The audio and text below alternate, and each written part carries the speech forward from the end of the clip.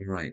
Hello, this is Idam, and today I'm going to talk about integer, fraction, rational, and irrational numbers. So first of all, integer. Integer is the number that is not have the decimal and not a fraction. Well, for fraction part, yes, it can be, but the numbers that we don't really express as a fraction. For example, 7 can be expressed as 7 over 1 or 14 over 2 or and so on. And integers has negative numbers like -1, -2, -3, -4, and so on, and 0 and positive. And it has a mathematical symbol that looks like a Z. And yeah, and next it is about the fraction. So let's assume that you are eating the pie with your friend. Then you will need to divide, right? Divide into like with the same proportion, like same amount and different like proportion here.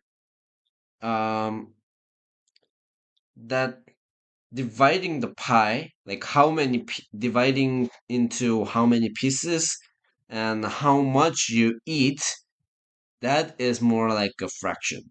So let's say you divided a pie into 15 pieces and then you ate 3, then amount of the pie that you ate, assuming that the pie is 1,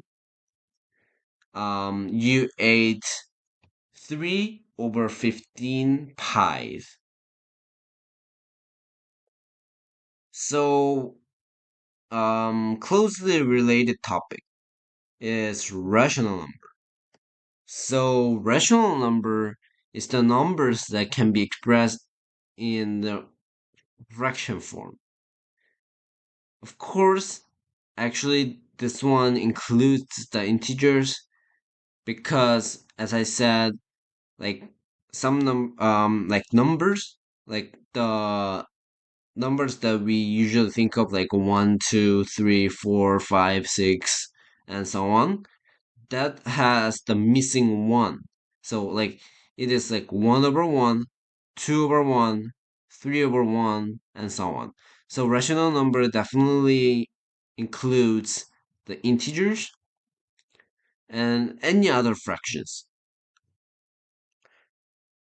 So one more interesting thing is that when you see like a decimals that is repeating with the pattern, that is also a rational number because that can be also converted to the fraction form,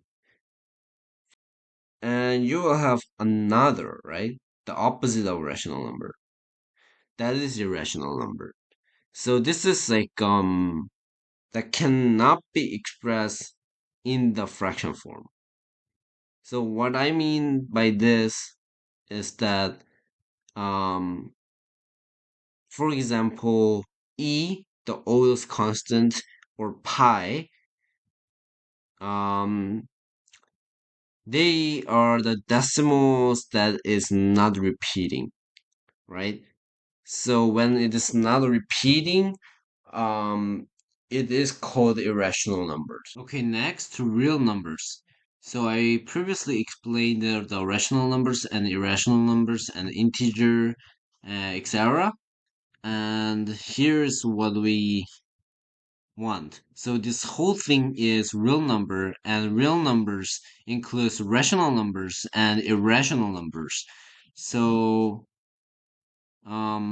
this is what it means and how it is organized. interval. So if it is closed at the end, we use this kind of squarey brackets here. And if it is open, we just use the parenthesis. We can also combine it. So one side is inclusive and one side exclusive. We can also notate that. So when we exclude one end, we use the parenthesis. And when we include the endpoint, we use this squarely bracket.